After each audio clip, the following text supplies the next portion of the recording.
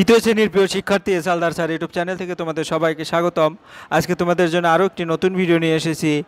বাংলা প্রশ্নচ্ছেদ 2 রায় ও Martin প্রশ্ন বিচিত্রা সেরা প্রস্তুতি হিসাবে আজকের প্রশ্ন হচ্ছে বাংলা মডেল প্রশ্ন তোমার 2025-এর সেট নম্বর 2। এটা তৃতীয় শ্রেণী ক্লাস 3 তৃতীয় পর্যায়ক্রমিক মূল্যায়নের এই প্রশ্নটি government girls high school Purulia 2025-এর জন্য ইম্পর্ট্যান্ট একটি প্রশ্ন। এখানে 50 মার্কের এই স্কুলের প্রশ্নটি আমি বিশ্লেষণ সহ সম্পূর্ণ সমাধান দেখাবো এই ভিডিওতে। কাজে তোমরা যারা এখনও আমার চ্যানেলটিকে সাবস্ক্রাইব করোনি তারা এখনই চ্যানেলটিকে সাবস্ক্রাইব করে বেল আইকনটি প্রেস করে দাও এরকম আরও অনেক ভিডিও পাওয়ার জন্য।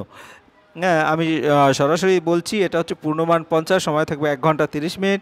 আর এই প্রশ্নটি হচ্ছে government girls high school Purulia 2025। এই সরাসরি আমরা প্রশ্ন তোমাদের দেখাচ্ছি। এখানে পরীক্ষার্থীর নাম, এখানে বিদ্যালয়ের নাম, আর এখানে তোমাদের রোল নম্বর লিখবে। হ্যাঁ, প্রশ্ন হচ্ছে 2 government girls high school Purulia লেখা আছে। দেশের মাটি কবিতাটি 8 লাইন, এরকম করে টোটাল প্রশ্ন 9টি প্রশ্ন আছে। আমি 9টি প্রশ্ন এখন উত্তর দেখাবো তোমাদের। তাই সরাসরি 1 নম্বরে প্রশ্ন, দেশের মাটি কবিতাটি 8 লাইন। তাই এই দেখো, দেশের মাটি লিখেছে সত্যেন্দ্রনাথ দত্ত। মধুর চেয়েও আছে মধুর, সেই আমার দেশের মাটি, আমার দেশের পথের ধুলায় খাঁটি সোনার চাইতে খাঁটি, চন্দনীর গন্ধে ভরা শীতল করা ক্লান্তি হরা, যেখানে তার অঙ্গ রাখে সেখানটিতেই শীতল পাটি। এভাবে কিন্তু তোমাদের 8 লাইন, আবার বিভিন্ন ধরনের কবিতা থেকে প্রশ্ন আসতে পারে। যে এই যে তোমাদের মেইন বই থেকে নেওয়া, সেটাও এখানে দেখিয়ে দিচ্ছি। দেশের মাটি সত্যেন্দ্রনাথ দত্তর, এখানে তোমার টোটালি 8 লাইন, ঠিক আছে। যাই হোক, এরপর আমরা চলে যাবো 2 নম্বরের প্রশ্ন। 2 নম্বরের প্রশ্ন কি বলেছে? হ্যাঁ, সঠিক উত্তরটি বেছে নিয়ে লিখো। অজ্ঞান হয়ে গিয়েছিল কি? কাঠবিড়ালি। তাহলে এই যে কাঠবিড়ালি অজ্ঞান হয়ে গিয়েছিল। তারপর পিঁপড়ের পেটটা সরু হয়েছিল, সুতোয় বেঁধে ঝোলানো ছিল বলে। এই যে সুতোয় বেঁধে ঝোলানো ছিল বলে। এরপর গ নম্বর, দেশের কোল ভরে আছে। দেশের বল কি কোল ভরে আছে? কনক দেশের কোল ভরে আছে। তারপরে ঘ নম্বর, সুন্দর বাঁধানো খাতাটা রুবাইকে দিয়েছিল। কে দিয়েছিল রুবাইকে? ছোট মামা। তাহলে এখানে ছোট মামা লিখে দেবে। ঈশপের প্রভু ছিলেন রাজা ক্রোশাস। রাজা ক্রোশাস ছিলেন ঈশপের প্রভু। এবং চ নম্বরের প্রশ্ন, কুলঙ্গিতে সন্দেশ রেখেছি 3 জোড়া। এখানে 3 জোড়া হবে, ঠিক আছে। আমরা চলে যাব 3 নম্বরের প্রশ্ন। 3 নম্বরের প্রশ্নে তোমার কি বলেছে একটু ভালো করে লক্ষ্য করো। শব্দার্থ লেখো। ফিনফিনে হচ্ছে কি? অত্যন্ত পাতলা। কল্পলোক, হ্যাঁ, তার আগে অন্ন পানি, খাবার ও পানীয় উভয়। এবং কল্পলোক হচ্ছে কল্পনার জগৎ। বাক্য রচনা করো। বন জঙ্গলের বাক্য রচনা। আমাদের গ্রামের চারপাশ ঘন বন জঙ্গল রয়েছে। তারপর পাহাড়, দার্জিলিংয়ে অনেক উঁচু পাহাড় দেখা যায়। এরপর 5 নম্বর প্রশ্ন, এলোমেলো বর্ণগুলো সাজিয়ে শব্দ তৈরি করো। লোধা আরিয়া, অর্থাৎ আলো আধারি। আধারি, এখানে একটা রি আছে, আধারি। তারপরে আলমারি। তা আমরা চলে যাবো পরের প্রশ্ন, জমের বাড়ি যাচ্ছি তুই যাবি। উক্তিটি কার? উক্তিটি হচ্ছে পান্তা বুড়ির উক্তি। এরপরে খ নম্বরে, উক্তিটি কার? সাই ভূতনার কিছু। এটা হচ্ছে গুটি পোকা উক্তি, এটা গুটি পোকার উক্তি। এরপরে গ নম্বর, ও বুড়ি তোর চোর ধরেছি। এটা কি? কুমিরের উক্তি। এরপরে কই মামা কি এনেছে দেও না। এটা হচ্ছে হিংসুটির উক্তি, ঠিক আছে। তো এরকম উক্তিগুলি ভালো করে তোমরা দেখে নাও। এরপরের প্রশ্ন 7 নম্বর, হ্যাঁ, একটি বাক্যে উত্তর দিতে হবে। ক নম্বর, নিদমহল কথাটির শব্দটির অর্থ কী? নিদমহল কথাটি হচ্ছে ঘুমের প্রাসাদ, অর্থাৎ একের উত্তর হবে ঘুমের প্রাসাদ। এরপর 2 নম্বর, হ্যাঁ, ঝুড়ো মাটির ভিতর কিসের বাসা ছিল? ছোট পাখির বাসা ছিল। এখানে ছোট পাখির বাসা। তারপরে কি সুন্দর পুতুল, পুতুলটি কোথায় রাখা হয়েছিল? আলমারিতে। পুতুলটি রাখা হয়েছিল আলমারিতে। এরপর ঘ নম্বর, খাঁটি সোনার চাইতে খাঁটি কি? পথের দুলা হচ্ছে খাঁটি সোনার চাইতে খাঁটি। এরপর উম নম্বর, এর মধ্যে মিঠে কিন্তু কি মিঠে হবার কথা বলা হয়েছে? রোদ্দুর মিঠে হবার কথা বলা হয়েছে, অর্থাৎ এই নম্বরের উত্তর হচ্ছে এটা। এরপর নিঝুম রাতে হুতুম চেঁচায়, কোথায় চেঁচায়? হুতুম অসহ্য শাকে, অর্থাৎ 4 নম্বরের উত্তর হচ্ছে অসহ্য শাকে, ঠিক আছে। আশা করি বুঝতে পেরেছো 7 নম্বরের প্রশ্ন। এরপর আমরা চলে যাবো 8 নম্বরের প্রশ্ন।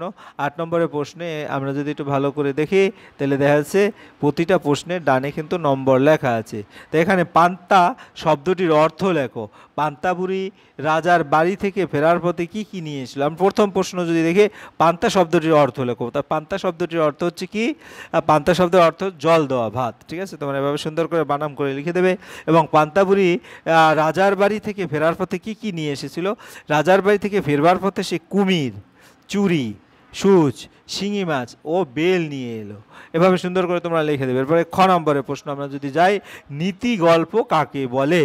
হ্যাঁ, তাই নীতি গল্প যদি বলি এবং ঈশপের নীতি গল্প অনুযায়ী আমাদের জীবনে কোন কোন গুণাবলী থাকা দরকার। তাহলে আমরা যদি দেখি, যে গল্প থেকে নীতি শিক্ষা পাওয়া যায় তাকে নীতি গল্প বলে।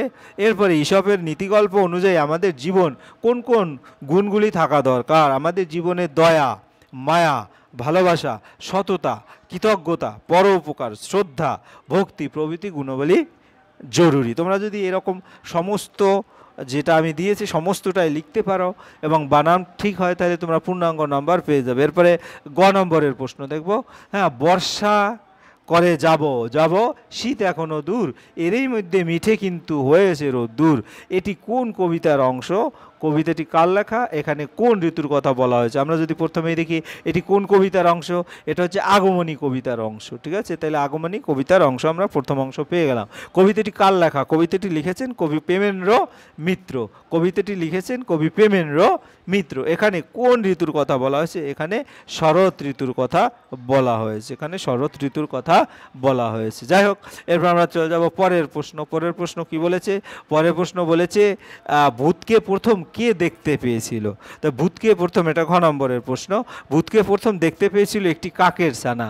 তাহলে আমাদের প্রথম প্রশ্নের উত্তর হয়ে গেছে একটি কাকের ছানা। তারপরে বৃষ্টি নামার পরে ভূতের অবস্থা কেমন হয়েছিল। বৃষ্টিতে ভিজে ভূতের চোখ দিয়ে, নাক দিয়ে, মুখ দিয়ে জল গোলা রঙে বেরিয়ে এসেছিল এবং শেষে মনে হলো এটি একটা খবরের কাগজ, হ্যাঁ, কেনে তাতে ভূত এঁকেছে। হ্যাঁ, তারপর আমরা চলে যাব পরের প্রশ্ন, আর 9 নম্বরের প্রশ্ন। 8-10টি লাইনে, 8-10টি বাক্যে লিখো যে কোনো একটি শরৎকাল এবং তোমাদের বিদ্যালয়। এটা 5 মার্কের প্রশ্ন। তাহলে আমরা প্রথমে যদি দেখি শরৎকাল নিয়ে রচনা। শরৎকাল প্রকৃতির এক স্নিগ্ধ রূপ নিয়ে আসে যখন আকাশ নির্মল থাকে এবং হালকা মেঘে ঢেকে যায়। 1 নম্বর লাইন। এরপরে পরের লাইন, এই সময় শিউলি ফুলের মিষ্টি গন্ধে চারিদিক ভরে ওঠে এবং ঘাসের উপর শিশিরের মুক্ত চিকচিক করে।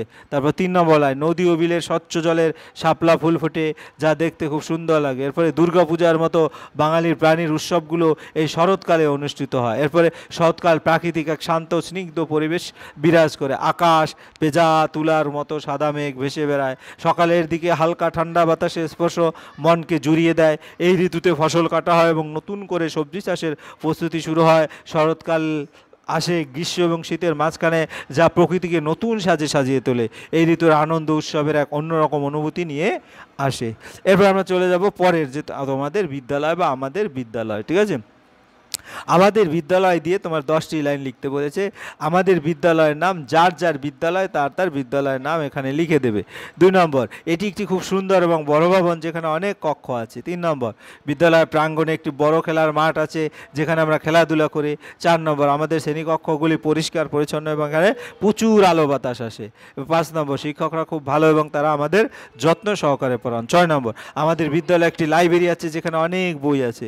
7 নম্বর, আমি প্রতি বছর বার্ষিক ক্রীড়া প্রতিযোগিতা ও সংস্কৃত অনুষ্ঠানে আয়োজন করি। তারপরে 8 নম্বর, বিদ্যালয়ের প্রধান শিক্ষক মহাশয় খুব ভালো মানুষ।